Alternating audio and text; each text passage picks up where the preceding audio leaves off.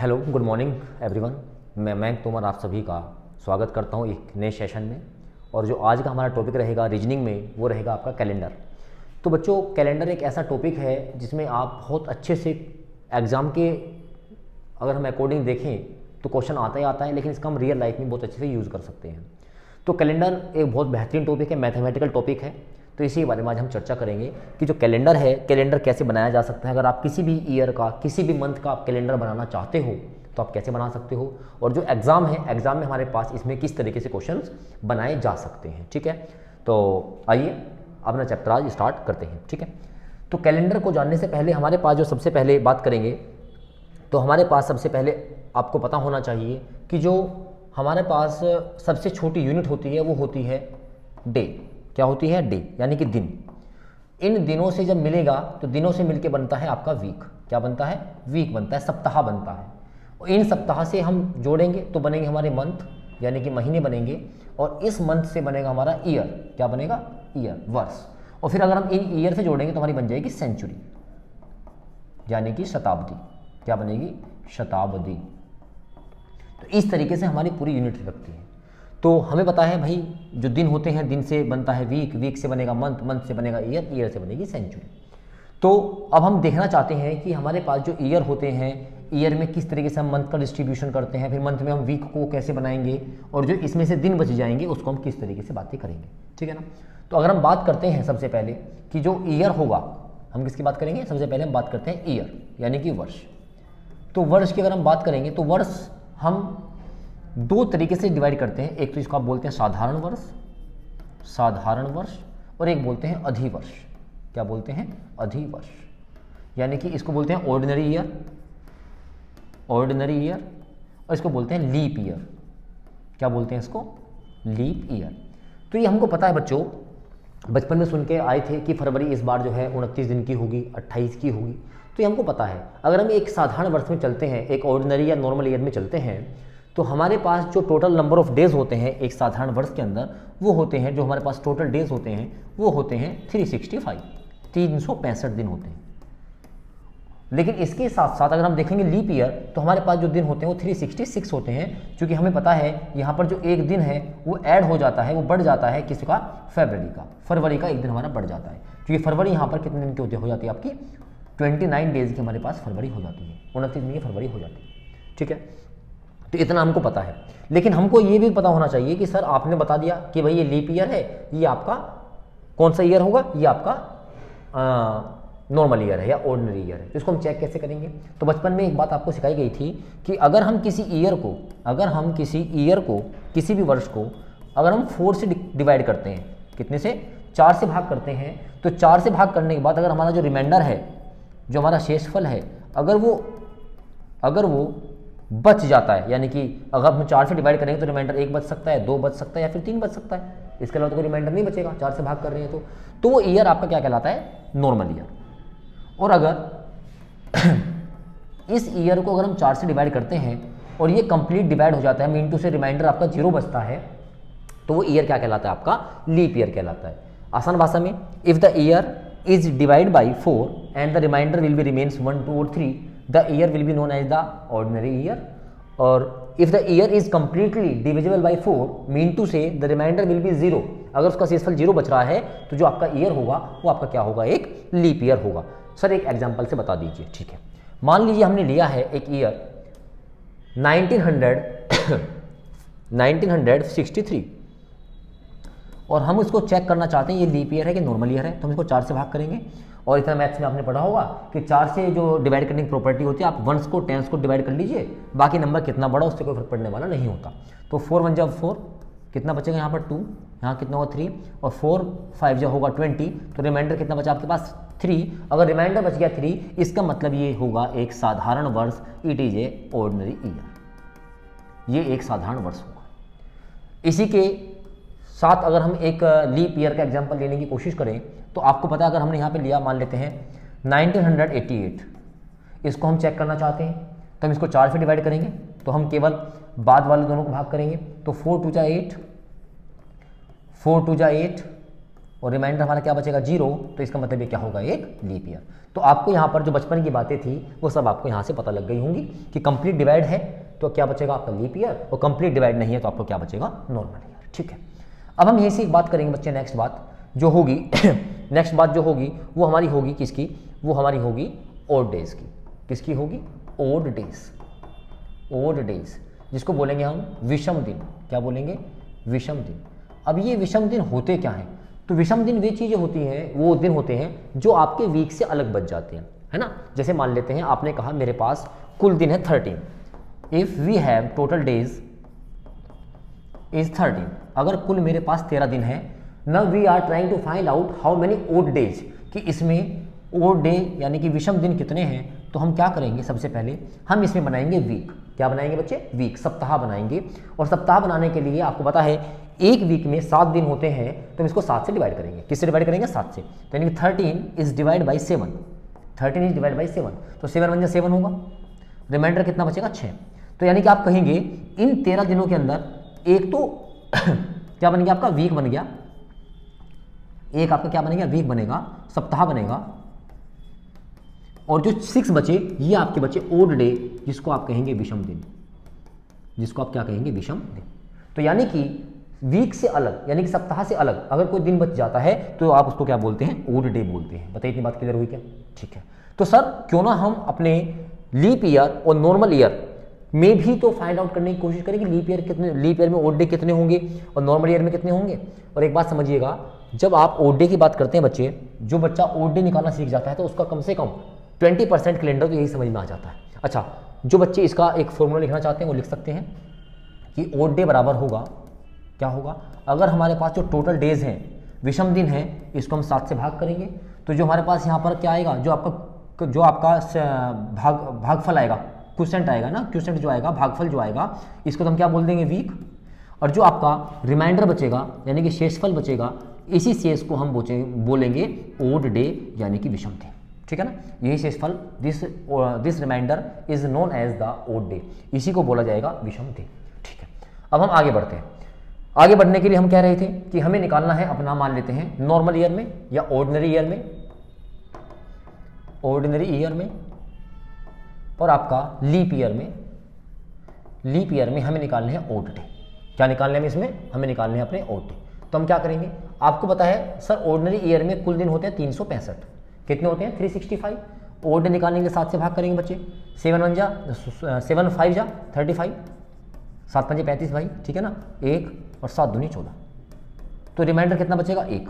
तो यानी कि जो 1 बचा यही हमारा विषम दिन होगा, this is the odd day, यही हमारा क्या होगा, विषम दिन होगा, ओड डे होगा।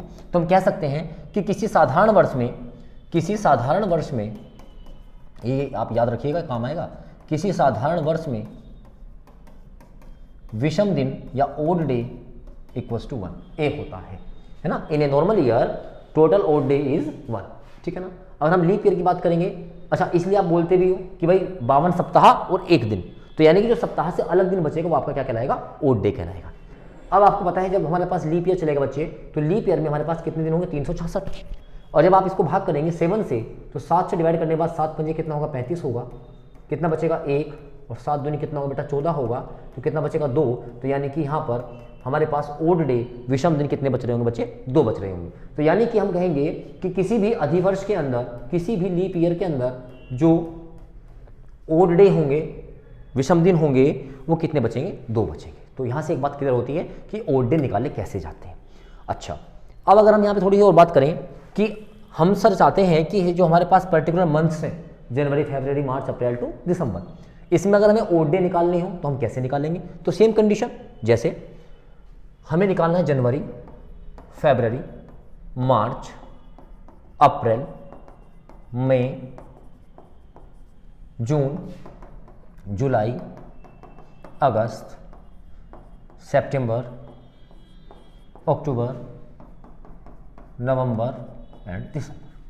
तो इसको हम थोड़ा शॉर्ट में करने की कोशिश करते हैं। आपको पता है जनवरी में जो टोटल दिन होते हैं वो कितने होते हैं, 31। जब हम इसको 7 से डिवाइड करेंगे तो थोड़ा सा माइंड में करेंगे हम, 7 हिंदी मीडियम वाले बच्चे देखेंगे, 7 चौक 28, 7 चौक 28, 28 का मतलब हो गया कि हमारे पास 4 वीक पूरे बन गए 28 दिन में। और 28 के बाद क्या बचेगा 29, 30, 31, यानी कि 3 दिन एक्स्ट्रा बचेंगे, और जो 3 दिन बचेंगे वही तो ओड डे कहलाएंगे। और जिसको बच्चे को समझ में नहीं आया, 31 डिवाइड बाई 7, तो 7 चौक कितना होगा 28, रिमाइंडर कितना बचेगा 3, जो रिमाइंडर बचेगा वही क्या कहलाएगा आपका ओड डे। तो हम इसको डायरेक्टली करेंगे, 28 होगा या 29 बचेगा। अगर 28 होगा तो 7 से भाग करेंगे, 7 से भाग करेंगे तो 0 बचेगा या 1 बचेगा। ऐसे मार्च में 31 दिन होंगे, 31 को भाग करेंगे तो कितना बचेगा 3 ओड डे। अप्रैल में कितना होगा 30/7, तो कितना बचेगा 2। तो यानी कि आप कहोगे कि सर ऐसे महीने जहां पर कुल दिन 31 हैं, जहां पर टोटल डेज कितने बेटा 31, तो वहां पर तो आपके ओड डे बच रहे हैं 3। If the total number of days in a month, यदि एक महीने में कुल दिनों की संख्या 30 है तो वहां पर ओड डे कितने बचेंगे 2। तो हम लिख सकते हैं मई में अब 3 बचेंगे, फिर जून 30 का होगा तो 2 बचेंगे, जून के बाद जुलाई आपका आएगा, जुलाई के बाद आपका अगस्त, सितंबर, अक्टूबर, फिर आएगा नवंबर, और फिर आपका आएगा दिसंबर। अच्छा, इतना सबको पता ही होगा कि किस महीने में कितने दिन होते हैं, इसमें कोई दिक्कत वाली बात नहीं है, ठीक है ना। वरना वो तरीका जो हमने सीख रखा है ना, जो ये ऊपर आते हैं वो 31 के होते हैं, जो नीचे जाते हैं ये 30 के होते हैं। और ध्यान रखेंगे जुलाई और अगस्त में जो टोटल नंबर ऑफ डेज होते हैं वो कितने होते हैं 31 होते हैं, ठीक है।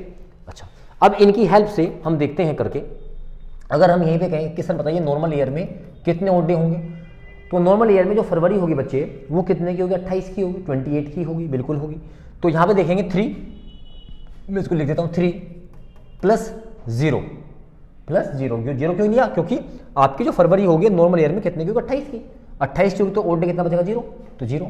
फिर मार्च, फिर ये अप्रैल, ये मई, जून, जुलाई, अगस्त, सितंबर, अक्टूबर, नवंबर एंड दिसंबर। तो इस तरीके से आपके ये ओड डे यहाँ पर बच रहे होंगे, बोलो हाँ ना।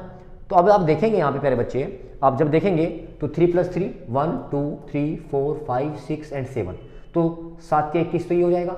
देखेंगे 2 2 4 2 6 और 2 8, 21 + 8 कितना होगा 29, 29 हो गया। और आपको पता है 29 में जब हम ओड डे निकालेंगे तो आप कहोगे सर 29 को अगर हम 7 से डिवाइड करेंगे तो 7 चौक 28 होगा, तो रिमाइंडर कितना बचेगा 1।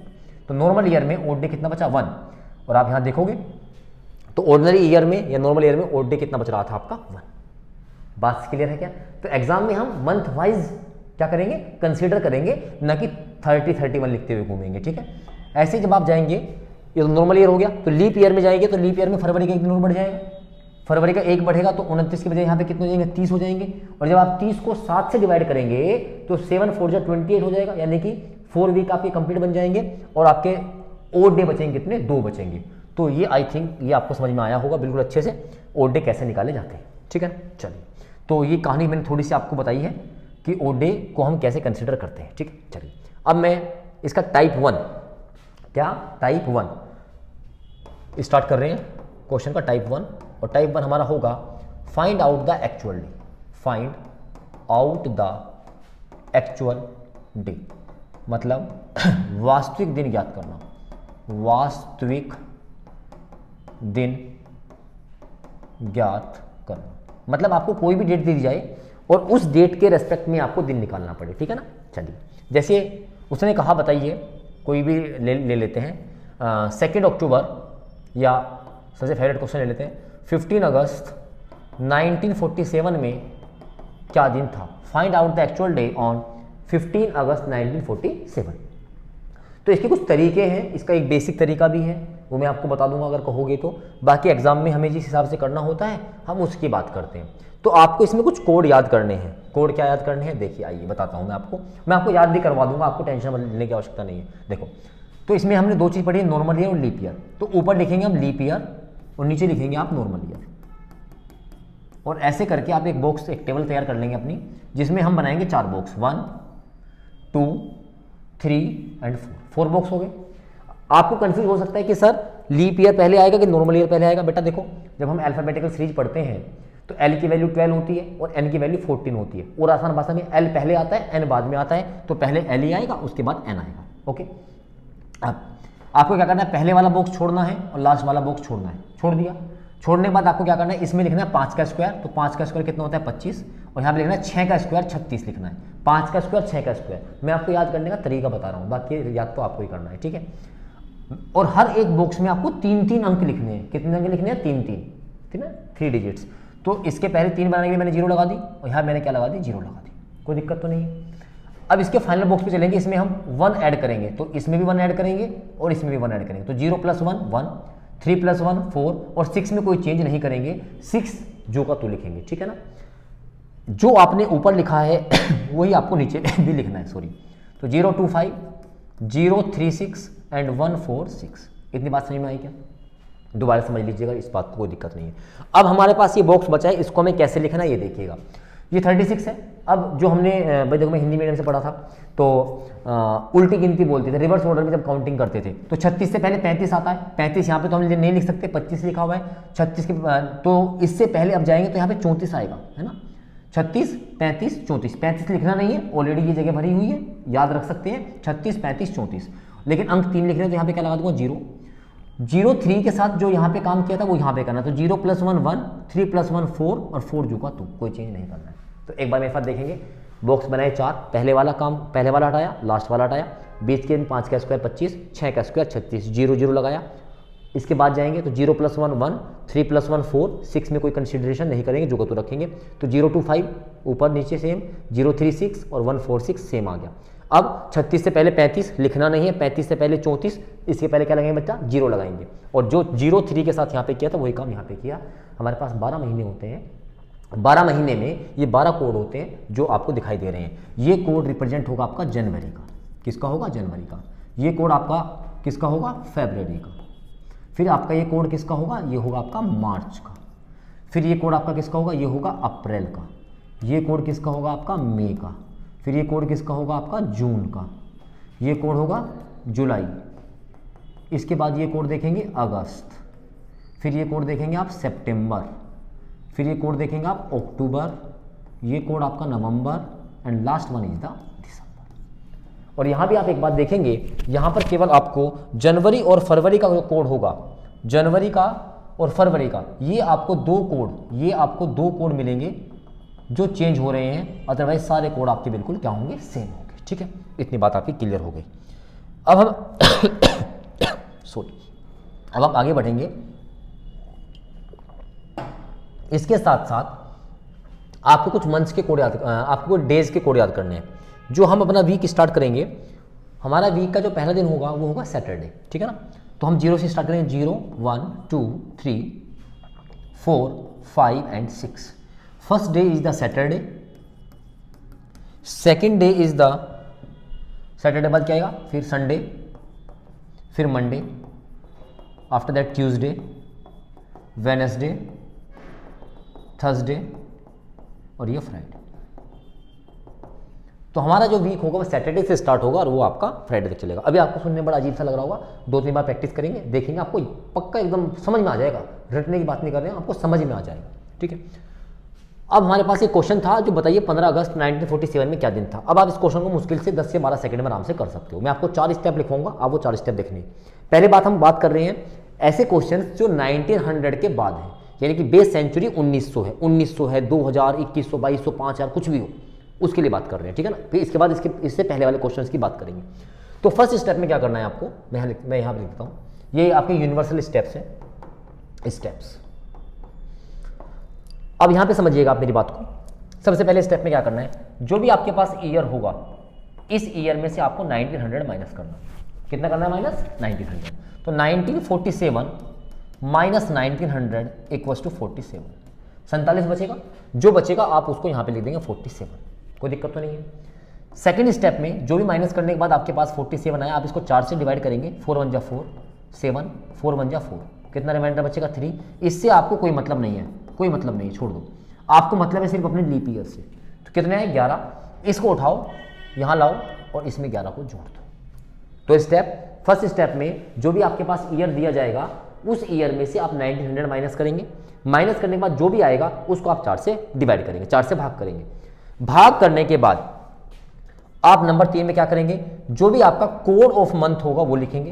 कोड ऑफ मंथ यानी कि महीने का कोड, महीने का कोड लिखेंगे। और महीना कौन सा बेटा है, अगस्त। अगस्त की बात करेंगे तो अगस्त आपका 8वां महीना होता है। 8वें महीने का मतलब तीसरा सेगमेंट बनेगा। भाई हमने 3 3 के बनाया था ना, 3 3 6 3 9 3 12। तो देखो अब दिमाग यहीं से लगाओ, तीसरा सेगमेंट बनेगा और तीसरे सेगमेंट में हमने लिखा था 6 का स्क्वायर। क्या लिखा था? 6 का स्क्वायर, 36, 036, तो 036, तो यानी कि इसका जो कोड होगा वो कितना होगा? 3 होगा। कितना होगा? 3 होगा। और आप देखोगे अगस्त का कोड हमारा क्या था? 3 था। आपका माइंड बहुत बेहतरीन है, आप इसका यूज कीजिए, बढ़िया होता चला जाएगा। ठीक है, चलिए नंबर 4 की बात करेंगे तो add the given date. Add the given date, इसका मतलब क्या होगा? जो भी आपको तारीख दी जाएगी उस तारीख को आपको जोड़ना है। ऐड द गिवन डेट, तो तारीख हमें यहां पर दी गई है कितनी? इसको हिंदी में लिखूं, दी गई तिथि को जोड़ना। दी गई तिथि को जोड़ना। तिथि कितनी दे रखी है आपको यहां पर? 15, तो प्लस 15 हो गया 4 step. And last one divide by 7। Divide by 7, 7 से इसको भाग करना है। डिवाइड बाई 7, 7 से इसको भाग करना है। आइए 5 + 3 8 और एक 9 और एक 10 6 16, एक बचेगा 2 3 4 7 और इसको भाग करेंगे किससे? 7 से। 7 × 7 6 0 और ये नहीं चल पाएगा तो रिमाइंडर कितना बचा? 6 रिमाइंडर बचा। कितना शेषफल बचा? 6। और जो 6 रिमाइंडर बचा ये आपको कंसिडर करेगा, आपके डेज से रिलेट करेगा। यानी कि जो 6 बचा, 6 आपको किसको रिप्रेजेंट कर रहा है? फ्राइडे को। मतलब 6 इज रिप्रेजेंट बाई फ्राइडे। तो मीन टू से जो 15 अगस्त 1947 को दिन था, जो 15 अगस्त 1947 को दिन था, वो दिन क्या था आपका? फ्राइडे था, यानी कि आपका शुक्रवार था। बताइए ये बात समझ में आई या नहीं आई? एक बार फटाफट दोबारा फिर रिवाइज करते हैं और फिर इसके कुछ क्वेश्चंस लगाएंगे। ठीक है, पहली बात क्या कि आपको सबसे पहले जो भी आपको ईयर दिया जाएगा उस ईयर में से आपको 1900 माइनस करना है। 1900 जैसे ही माइनस हो जाएगा तो आप क्या करेंगे? उसके बाद आपको करना होगा कि आप जो भी आपके पास डिफरेंस आएगा उसको आप 4 से भाग करेंगे। 4 से भाग करने के बाद आपको अपना जो भागफल है, जो क्वोशेंट है, वो आपको लिखना पड़ेगा। फिर जो भी महीने का कोड है वो आपको लिखना पड़ेगा, जो हमने यहाँ पे आपको सिखाया। और फिर जो दी हुई तारीख है वो लिखनी पड़ेगी और उसको 7 से भाग कर देना है। यहाँ पर जो भी आपका रिमाइंडर बचेगा वो आपके दिनों को रिप्रेजेंट करेगा और आपका दिन आ जाएगा। आई थिंक ये बात आपको समझ में आई होगी। चलिए एक क्वेश्चन करने की शुरुआत करते हैं, फटाफट लिखिए पहला क्वेश्चन। 2 अक्टूबर 1990 में एक्चुअल डे बताइए क्या था? एक्चुअल डे, वास्तविक दिन। वास्तविक दिन ज्ञात करो फटाफट। आप 5 सेकंड का टाइम लीजिए, फटाफट बताइएगा।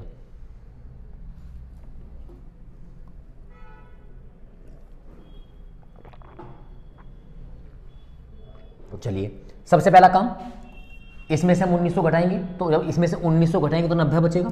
देखो जो आपका एग्जाम में करना होता है। फिर इस 90 को हम 4 से भाग करेंगे तो 4 दूनी 8, 1 बचेगा और 4 दूनी 8, यही बचेगा 22। जिसको समझ में नहीं आया उसको वही बातें बताएंगे। अक्टूबर की बात करेंगे तो 10th मंथ होगा, 10वां महीना होगा। 10वां महीना होगा यानी कि लास्ट के सेगमेंट में जाएगा। लास्ट के सेगमेंट में क्या था? 1 4 6, तो 10 को रिप्रेजेंट 1 करेगा, 11 को रिप्रेजेंट 4 करेगा, 12 को रिप्रेजेंट 6 करेगा। तो अक्टूबर कोड कितना हो गया? 1। तारीख कितनी बेटा? 2 और डिवाइड बाई 7। तो 2 और 1 3 और 2 5, इसके बाद 9 और 2 11, 7 से भाग करोगे, 7 × 7, 7 6 × 42, बचेगा 3 और 3 जो है मंगलवार को रिप्रेजेंट करेगा। आप देख भी सकते हैं 3 किसको रिप्रेजेंट करेगा? मंगलवार को। ये रहा मंगलवार। तो जिन बच्चों का ये ट्यूसडे आंसर आया होगा बिल्कुल सही आया होगा। अब देख लीजिए एक बार, जिसको समझ में नहीं आया, पहले हमने क्या कहा? 1990 में से 1900 माइनस करना, तो आपको ऐसे करने की आवश्यकता नहीं है, आप यही माइनस कर सकते हो 1900। यार कितना बचेगा? 90 बच गया। फिर इसी 90 को 4 से भाग कर दो, तो 4 दूनी 8, 1 0 और 4 दूनी 8, काम खत्म, 22 हो गया। अक्टूबर का कोड हो गया, तारीख होगी 2, 7 से भाग कर दिया, काम खत्म। बताओ समझ में आया कि नहीं आया? आई थिंक आया होगा। चलिए अगला क्वेश्चन लिखिएगा, क्वेश्चन नंबर 3 लिखिएगा। आज की डेट लिख लेते हैं। आज की तारीख हमें तो याद भी नहीं है, आज तारीख कितनी होगी? शायद 17 दिसंबर 2024 में एक्चुअल डे याद करो, फटाफट करेंगे। 17 दिसंबर 2024 में क्या दिन होगा? याद करेंगे फटाफट।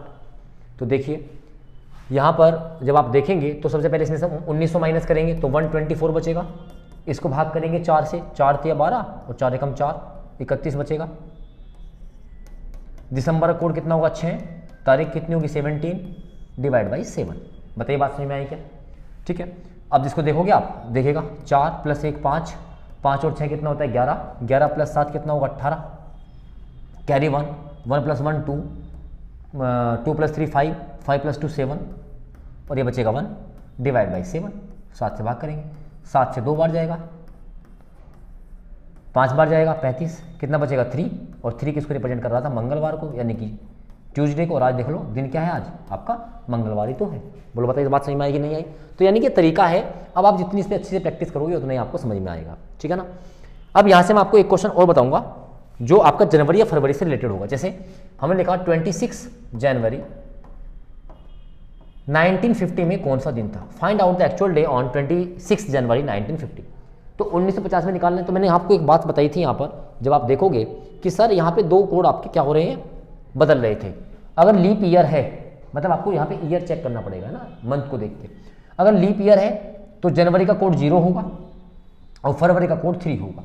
और अगर ये नॉर्मल ईयर है तो यहाँ पर कोड 1 होगा और फरवरी का कोड कितना होगा 4। तो यानी कि अब जब आप देखोगे तो आपको यहाँ पे ये ध्यान देना पड़ेगा 1950 को जब आप 4 से भाग करेंगे तो ये कंप्लीट 4 से डिवाइड तो नहीं होगा, और जब 4 से डिवाइड नहीं होगा इसका मतलब ये होगा नॉर्मल ईयर। सही बात है कि नहीं है? ये होगा क्या, नॉर्मल ईयर। और नॉर्मल ईयर जब होगा इसमें जो कोड होगा जनवरी का, कोड 0 ना होगा, कितना होगा 1 होगा। कितना होगा 1। बस ये ध्यान रखना है आपको, बाकी सेम स्टेप रहेंगे। 1900 माइनस करेंगे तो कितना बचेगा 50, भाग करेंगे 4 से तो 12 आ जाएगा, जनवरी का कोड 1 आएगा। 0 मत कर देना क्योंकि 1950 क्या है, ये नॉर्मल ईयर है, एक साधारण वर्ष है। क्या है ये, साधारण वर्ष। और जब साधारण वर्ष में जाएंगे आप, नॉर्मल ईयर में जाएंगे तो जनवरी का कोड कितना होगा बेटा 1। अगर लीप होता तो कितना बचेगा 0 बच जाता। सही है ना। चलिए तारीख कितनी बेटा 26 डिवाइड बाई 7। जब आप इसको करोगे तो कितना होगा देखना, 6 और 1 7, 7 + 2 कितना होगा 9, 9, 2 + 1 3 + 5 8। 7 से आप इसको डिवाइड करेंगे, 7 × 7 1, 9 2 × 14, कितना बचेगा 5, और 5 रिप्रेजेंट करेगा आपका थर्सडे को। किसको करेगा, थर्सडे को। ठीक है ना। तो इसका मतलब क्या दिन था यहाँ पर, बृहस्पतिवार था। ठीक है ना। तो ये टाइप 1 मैंने आज थोड़ा सा आपको बताया। अब नेक्स्ट लेक्चर में हम इसके अच्छे अच्छे क्वेश्चंस भी देखेंगे। अभी रिपीटेशन ऑफ कैलेंडर बचा है, हमें दिन दिया जाएगा उसके हिसाब से निकालने। ठीक है ना। सेशन कैसा लगा जरूर बताइएगा। तब तक के लिए नमस्कार।